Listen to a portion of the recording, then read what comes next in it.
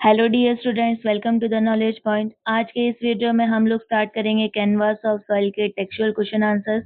मैं पोयम को जो है वो detail explanation line by line stanza के संग with the figure of speech and word meaning जो है वो मैंने ऑलरेडी अपने चैनल पे डाल रखा है।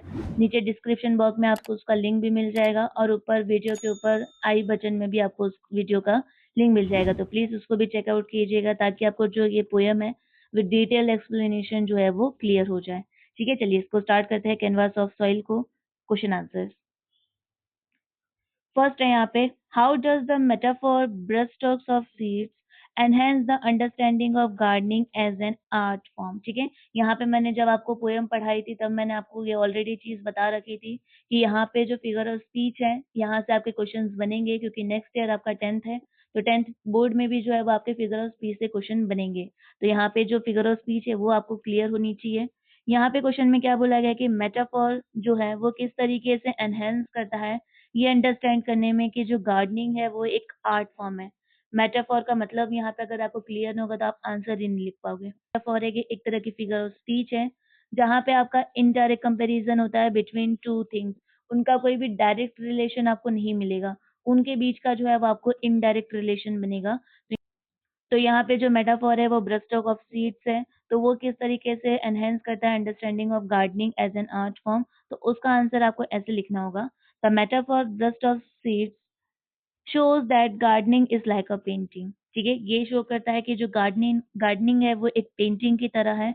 Just as artist use brush strokes to create a picture, a gardener uses seeds to grow plants and create beauty. जिस तरीके से एक आर्टिस्ट जो है वो ब्रश स्ट्रोक का यूज करता है अपनी पिक्चर बनाने के लिए, वैसे ही यहाँ पे जो गार्डनर है वो यूज करता है सीड्स को यहाँ पे प्लांट्स को ग्रो करने के लिए और एक ब्यूटी क्रिएट करने के लिए। इसलिए यहाँ पे जो ब्रश स्ट्रोक है उसको सीड्स का यहाँ पे सिंबलाइज किया गया है, इनडायरेक्ट कंपैरिजन किया गया है। ठीक है, यहाँ पे ये आंसर जो है वो उसका कंप्लीट होता है। सेकेंड वाला आंसर है हमारे पास, what can you infer about the poet's perspective of the relation between the nature and creativity from the following lines। यहाँ पे क्या बोला गया है कि यहाँ पे जो पोएट का perspective it means point of view है, रिलेशन एक नेचर और क्रिएटिविटी का, इन फॉलोइंग लाइन से आप क्या निकालते हो उनमें।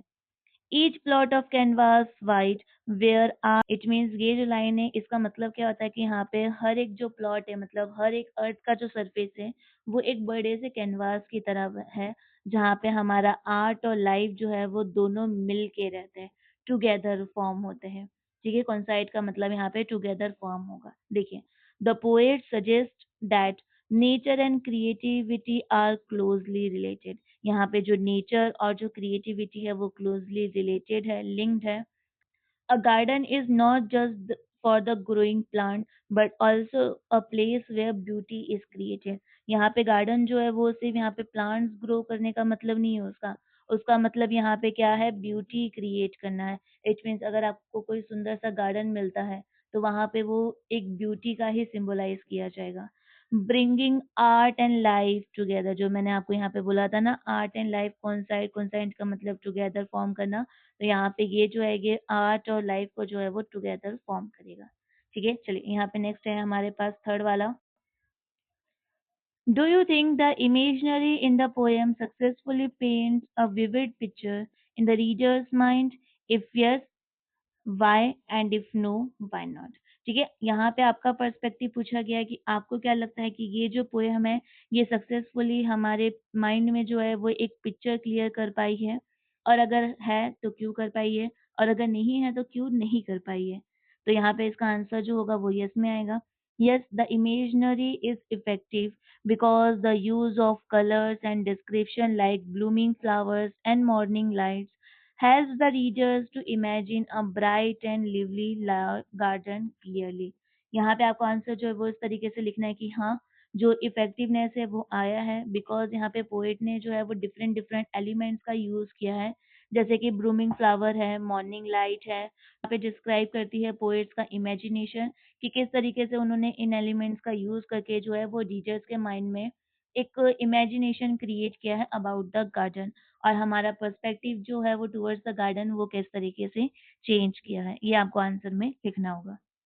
नेक्स्ट है यहाँ पे fourth, support the view that poets mention the color yellow besides red, blue and green would have the lent effective to the imaginary। यहाँ पे क्या बोला गया है कि यहाँ पे आपका व्यू सपोर्ट करना है कि पोएट ने जो है वो यहाँ पे मेंशन किया है yellow colour besides red, blue and green. यहाँ पे बिसाइड्स का मतलब होता है additionally.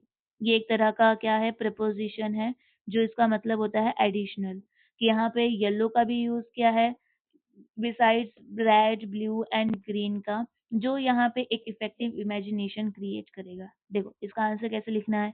Yes, adding yellow would have made the imaginary brighter and more complete. ठीक है, यहाँ पे येलो कलर जो होता है वो एक ब्राइटर कलर होता है जो यहाँ पे जो पूरी इमेजिनेशन है उसको एक कंप्लीट लुक देता है as it represent sunlight. However, the existing color already creates a vivid and attractive picture। यहाँ पे जो येलो है वो स्टैंड करेगा सनलाइट के लिए, और जो गार्डन है उसको सनलाइट जो है वो काफी ज्यादा इंपॉर्टेंट होगी। इसलिए यहाँ पे जो एग्जिस्टिंग कलर्स थे वो तो यहाँ पे एक विविड पिक्चर तो बना ही रहते हैं, बट जब उन्होंने यहाँ पे येलो कलर का भी यूज किया तो वो भी एक जो पिक्चर है उसको कंप्लीट करने में वो काफी ज्यादा इफेक्टिव रहा। ठीक है, यहाँ पे फिफ्थ वाला क्वेश्चन है the line gardens become paintings still, what can you interpret it about the poet's view of the timelessness of the nature's beauty।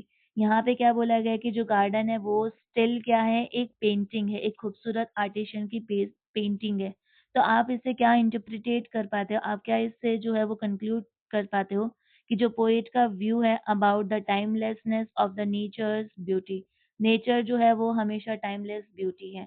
तो यहाँ पे the line suggest that gardens have a lasting and timeless beauty, even though nature changes its beauty remains as perfect and appealing as a painting। यहाँ पे जिस तरीके से nature जो है वो चेंज हो रहा है बट उसका जो ब्यूटी है वो एज इट इज परफेक्ट और अपीलिंग एज अ पेंटिंग की तरह उसको कंसीडर किया जा रहा है। इट मीन्स यहाँ पे हम लोग बात करें तो समर में हमारा गार्डन जो है वो एक अलग तरीके से दिखता है, विंटर में जो है वो हमारा गार्डन एक अलग तरीके से दिखता है। बात करूँ मानसून की तो मानसून में हमारा जो गार्डन है वो एक अलग तरीके से दिखता है। तो यहाँ पे हर तरह जिस तरीके से नेचर चेंज किया जाता है, जिस तरीके से सीज़न चेंज होता है, बट फिर भी जो हमारे सारे सीज़न में जो गार्डन है वो एक अच्छा ही दिखता है। इसलिए यहाँ पे जो गार्डन है उसको एक स्टिल पेंटिंग की तरह कंसीडर किया गया है। लास्ट है यहाँ पे question justify the title poem canvas of soil. ये इंपॉर्टेंट क्वेश्चन है। यहाँ पे क्या बोला गया है कि ये जो टाइटल है कैनवास ऑफ सॉइल, ये क्यों इस पोएम के लिए जस्टिफाई है, ये इस पोएम के लिए क्यों एक सुटेबल टाइटल है, यहाँ पे ये आपको एक्सप्लेन करना है, जस्टिफाई करना है। The title canvas of soil is very appropriate because the poet compares the soil to a canvas on which a gardener creates beauty. यहाँ पे ये जो टाइटल है ये बिल्कुल परफेक्ट है बिकॉज यहाँ पे जो पोएट है वो कंपेयर करते हैं सॉइल को एक कैनवास की तरह। जिस तरीके से यहाँ पे कैनवास पे पेंटिंग बनाई जाती है बाय द पेंटर, तो वैसे यहाँ है वहाँ पे जो गार्डनर है वो यहाँ पे ब्यूटी क्रिएट करता है। इट मीन्स जो सॉइल है वो कैनवास है और जो पेंटर है वो गार्डनर है। तो यहाँ पे जिस तरीके से पेंटर जो है वो कैनवास के ऊपर ड्राइंग बनाता है, वैसे ही यहाँ पे जो गार्डनर है वो सीड्स की हेल्प से जो है वो ब्यूटी क्रिएट करते हैं।